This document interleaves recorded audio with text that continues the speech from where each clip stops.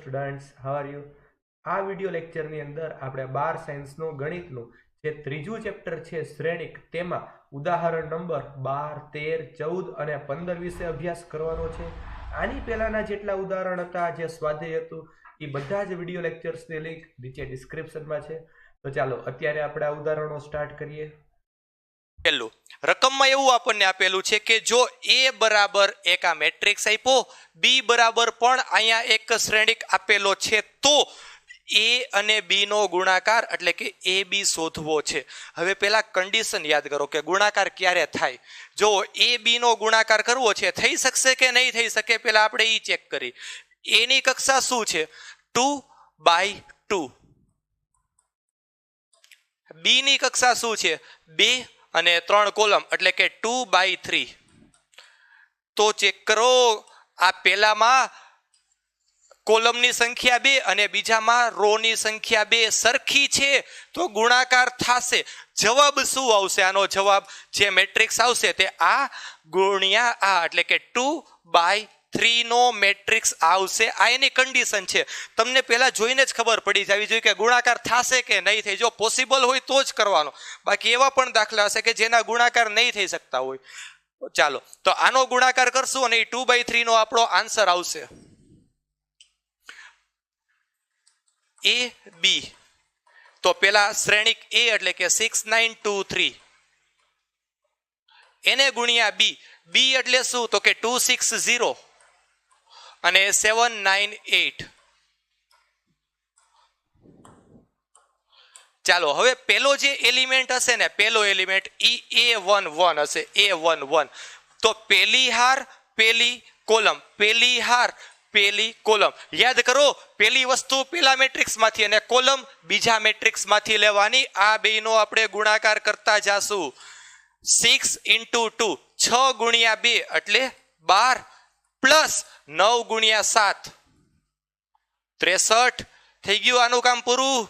હવે એના પછીનો ઘટક કયો હશે અહીંયા? તો કે a12 હશે.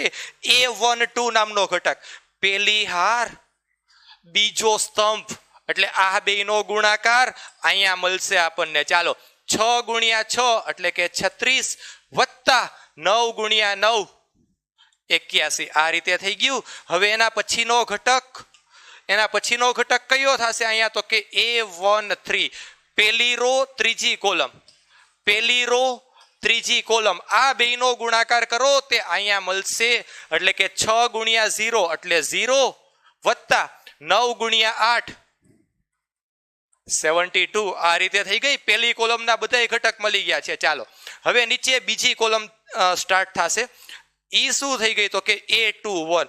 a21 એટલે બીજી રો પેલી કોલમ. આ બેનો આપણે ગુણાકાર કરશું અને અહીંયા જવાબ લખશું. ચાલો 2 ગુણ્યા 2 4 વત્તા 3 ગુણ્યા 7 21. થઈ ગયું આનું કામ પણ પૂરું. હવે એના પછીનો ઘટક એટલે અહીંયા આવશે a22 બીજી હાર, આમાંથી બીજો સ્તંભ. ચાલો તો 2 ગુણ્યા 6 એટલે 12 વત્તા 3 ગુણ્યા 9 27 આવી ગયું છે અહીંયા. હવે એવી જ રીતે આ છેલ્લો ઘટક ઈ શું થશે? a23 બીજી રો ત્રીજો સ્તંભ. ચાલો તો એમાં શું થઈ ગયું? 2 ગુણ્યા 0 0 પછી 3 ગુણ્યા 8 એટલે અહીંયા થઈ જશે 24. ચાલો હવે આ બધાનો આપણે સરવાળો કરી નાખો એટલે a અને b નો ગુણાકાર જે છે તે કમ્પ્લીટ. 3 ને 2 5 6 વત્તા 1 એટલે 7 75. 21 ને 4 એટલે અહીંયા થઈ જશે 25. પછી અહીંયા 6 ને 1 7 8 117 7 ને 2 અહીંયા થઈ ગયું 39. પછી અહીંયા થઈ ગયું આ 72 અને અહીંયા થઈ જશે આ 24. ચાલો તો આ રીતે જે ઉદાહરણ હતું આપણું અહીંયા કમ્પ્લીટ થઈ છે. હવે એના પછીનું ઉદાહરણ આપણે સ્ટાર્ટ કરીએ. એના પછીનું ઉદાહરણ છે ઉદાહરણ નંબર 13. ઉદાહરણ નંબર 13 માં આપણને એવું કીધું છે કે જો a બરાબર 1 - 2 3 બીજો શ્રેણિક છે, બીજો ઘટક -4 2 5 અને b બરાબર છે 2 3 4 5 અને 2 1, તો AB તથા BA શોધો. AB અને BA બંને શોધવાનું છે અને સાબિત કરો કે AB is not equals to BA. સાબિત કરો કે AB is not equals to BA. આ ક્રમના નિયમનું પાલન નથી કરતું. આ ઈ જ તે ગુણધર્મ છે ને ઈ જ આપણે સાબિત કરશું, પણ એના માટે AB આપણે જોશે અને BA પણ જોશે, તો એ ગોતવાના પણ છે. તો પહેલા આપણે A અને B નો ગુણાકાર એટલે કે AB આપણે ગોતી લઈએ. AB, ચાલો તો A બરાબર શું છે? 1 - 2 3 -4 2 5, એની સાથે B નો ગુણાકાર છે 2 3 4 5 અને 2 1. ગુણાકાર થઈ શકશે કે નહીં થઈ શકે પહેલા એ ચેક કરો. 2/3 છે આ શ્રેણિક અને અહીંયા છે 3/2, તો 3 3 થશે. જવાબ શું આવશે? 2/2. એટલે 2/2 નો આપણો આન્સર થશે. ચાલો 2/2 નો આપણો આન્સર થઈ જશે. આમાં ગુણાકાર કરતા જઈએ. પેલો ઘટક A11 કહેવાશે. A11 એટલે A11 એટલે પેલી હાર, આનો પેલો સ્તંભ, એટલે A11 થઈ જશે. ચાલો 1 × 2 એટલે 2 વત્તા -2 × 4, -2 × 4 એટલે એ -8 થઈ ગયું. તો ચાલો એ -8, પછી વત્તા 3 × 2, 3 × 2 એટલે ડાયરેક્ટ અહીંયા 6. ચાલો આ પેલો ઘટક થઈ ગયો. હવે બાજુમાં A12 એટલે કે આ પેલી હાર, આનો બીજો સ્તંભ. પેલી હાર અને બીજો સ્તંભ 1 × 3 અહીંયા આવી જશે. 1 × 3 એટલે કે 3 વત્તા -2 × 5, -2 × 5 ડાયરેક્ટ કરો. 5 × 2 = 10 એટલે સીધું -10 થઈ જશે. અને પ્લસ 3 નો ગુણાકાર એક સાથે એટલે 3 × 1 = 3. આ રીતે થઈ ગયું. ચાલો હવે એની નીચેનો ઘટક આ આપણે ગોતવાનો છે એટલે કે A21 બીજી હાર પેલો સ્તંભ. બીજી હાર પેલો સ્તંભ એટલે આ બે નો ગુણાકાર. ચાલો -4 × 2 એટલે એ સીધું -8, પછી 2 × 4 એટલે એ થઈ ગયું સીધું 8, પ્લસ 5 × 2 એટલે ત્યાં થઈ જશે 10. ચાલો આ થઈ ગયું. હવે એના પછી શું આવશે? તો કે અહીંયા A22 બીજી હાર બીજો સ્તંભ, આ બે નો ગુણાકાર.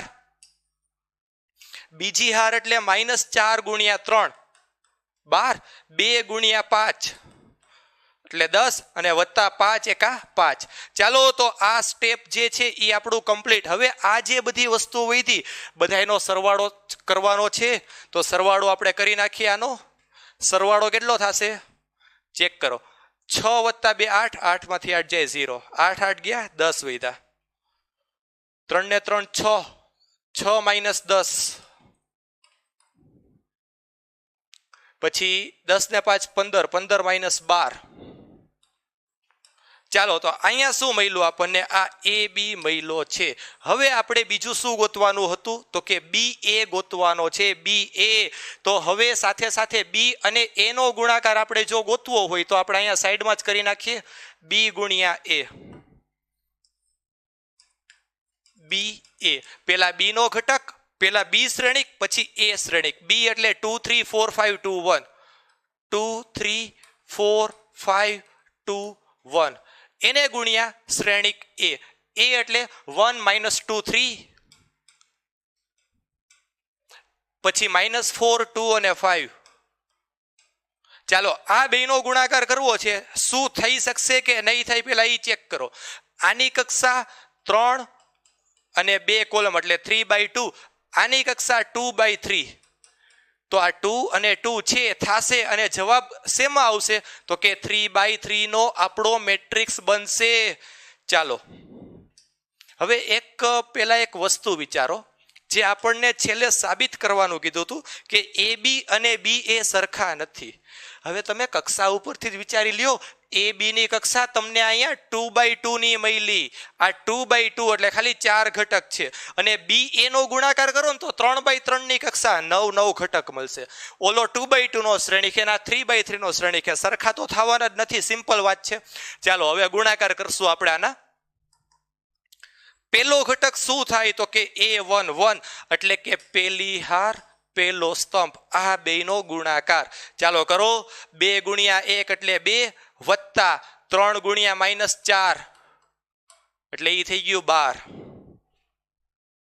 હવે એના પછીનો ઘટક અહીંયા થશે. આ કયો આવશે? A12.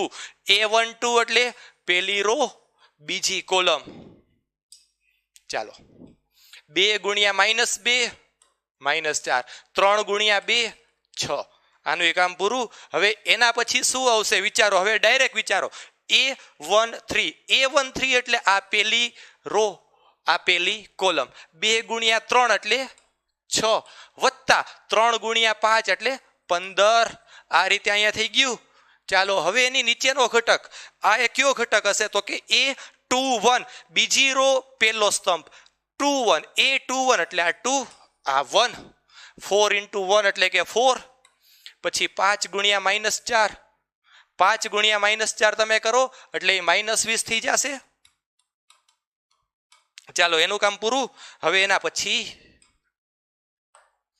A22 બીજી હાર બીજો સ્તંભ. 4 ગુણ્યા -2 -8, 5 ગુણ્યા 2 એટલે કે ઈ થઈ ગયું 10. ચાલો એના પછી હવે અહીંયા થશે A23 એટલે આ 2 આ 3. 4 ગુણ્યા 3 એટલે 4 તેરીને 12 પ્લસ 5 ગુણ્યા 5 એટલે કે અહીંયા થઈ ગયું 25. ચાલો હવે એના પછી ત્રીજી હાર ચાલુ થઈ. A31 હશે. A31 એટલે A3 અને અહીંયા 1. ત્રીજી રો પેલો સ્તંભ. 2 ગુણ્યા 1 એટલે 2 વત્તા 1 ગુણ્યા -4 એટલે -4. એના પછી અહીંયા શું હશે? A32 2 ગુણ્યા -2 -4 વત્તા 1 ગુણ્યા 2 એટલે કે 2 થઈ ગયું. ચાલો એના પછી હવે છેલ્લો ઘટક અહીંયા થશે A33 એટલે આ 3 2 ગુણ્યા 3 એટલે 6 વત્તા 1 ગુણ્યા 5 એટલે તો કે 5. ચાલો આ બધાનો સરવાળો કરો એટલે BA આ બેનો ગુણાકાર પણ મળી જશે. કેટલું થઈ જશે? -12 વત્તા 2 -10, 4 -20 એટલે કે -16, 2 -4 -2, 6 -4 એટલે 2, અહીંયા પણ 2 -2 21 37 અને 11. તો અહીંયા આપણને સીધું ક્લિયર દેખાય છે કે આ BA છે અને આ AB છે. આ બે સરખા નથી. તો આપણે અહીંયા સાબિત થઈ ગયું AB is not equals BA. Clear? AB નો ગુણાકાર અને BA નો ગુણાકાર બે સરખો નથી થતો. ચાલો હવે એના પછીનું ઉદાહરણ આપણે જોઈએ.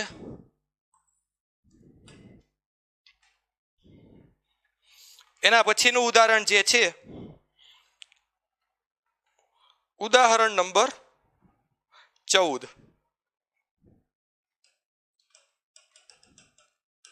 ઉદાહરણ નંબર 14 માં પણ આના જેવું થોડું ઘણું આપેલું છે. જો A બરાબર 1 0 0 -1, B બરાબર 0 1 1 0, તો AB અને BA શોધો. AB અને BA શોધો તથા સાબિત પણ આપણે કરવાનું છે કે AB is not equals to BA. તો હમણાં જે ઉદાહરણમાં આપણે કર્યું હતું એના જેવી જ વસ્તુ અહીંયા આપણે કરવાની છે. પહેલા તો આપણે A અને B નો ગુણાકાર જોઈ લઈ. શું થશે? A ગુણ્યા B. A બરાબર 1 0 0 1, 0 -1 છે. એનો ગુણાકાર કોની સાથે? B સાથે, એટલે 0 1 1 0. ચાલો આ બે નો ગુણાકાર થશે. 2/2 2/2 છે એટલે આન્સર પણ તે 2/2 માં જ આવશે. હવે ડાયરેક્ટ વિચારતા જાજો.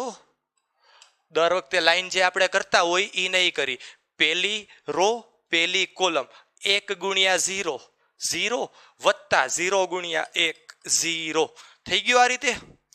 હવે અહીંયા 1 ગુણ્યા 1, હવે આ ઘટક માટે આ અને આ લેવાનું. 1 ગુણ્યા 1 એટલે 1 વત્તા 0 ગુણ્યા 0 એટલે 0. હવે આ ઘટક માટે આ રો આ કોલમ 0 ગુણ્યા 0 એટલે 0 વત્તા 1 ગુણ્યા -1 એટલે તો કે -1. પછી આ અને આ એટલે 0 ગુણ્યા 1 એટલે 0 વત્તા 0 ગુણ્યા -1 એટલે 0. તો AB બરાબર શું થઈ ગયું? 0 1 -1 0.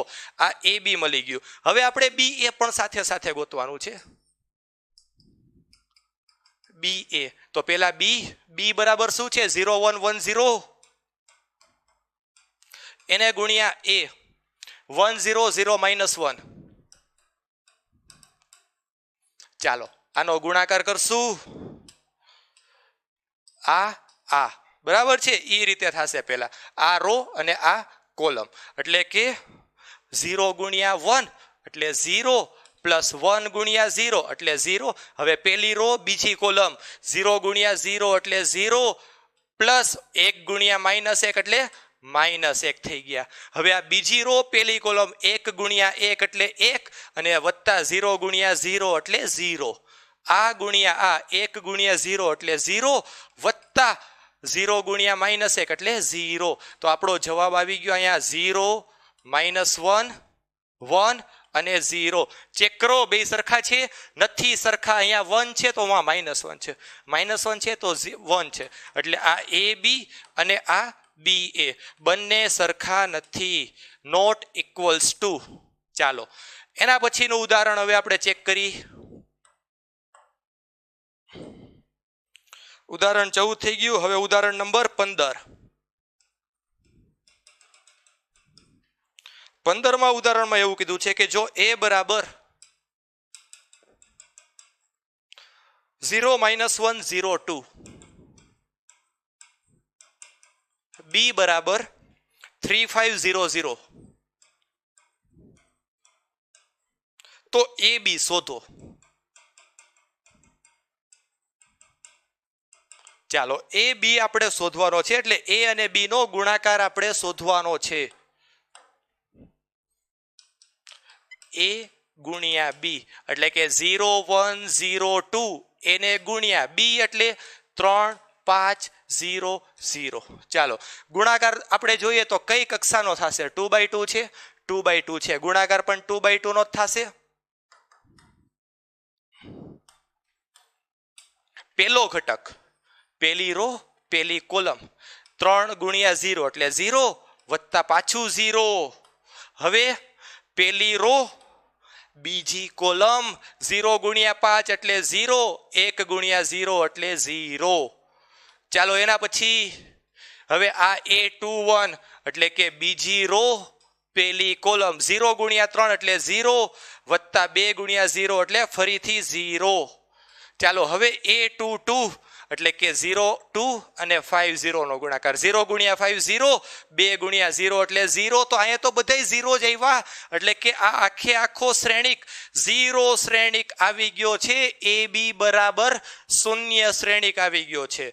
જો આના ઉપરથી એક વાત આપણે નોટિસ કરી શકી કે બે શ્રેણિકના ગુણાકાર કર્યા એમાં બધાય ઘટક 0 નહોતા, બધાય ઘટક 0 નહોતા. હા, એક આની કોલમ અને એક આની રો 0 હતી ને, તો જો જવાબ ચેક કરો બધાય ઘટક 0 આવી ગયા. એટલે કે જવાબ 0 મેટ્રિક્સ લઈ આવવા માટે બધાય ઘટક 0 હોવા જરૂરી નથી. એક રો એક કોલમ આ 0 હોય તો આવી જશે. ચાલો તો આ ઉદાહરણ નંબર 15 પણ અહીંયા જે છે એ કમ્પ્લીટ થઈ છે. હવે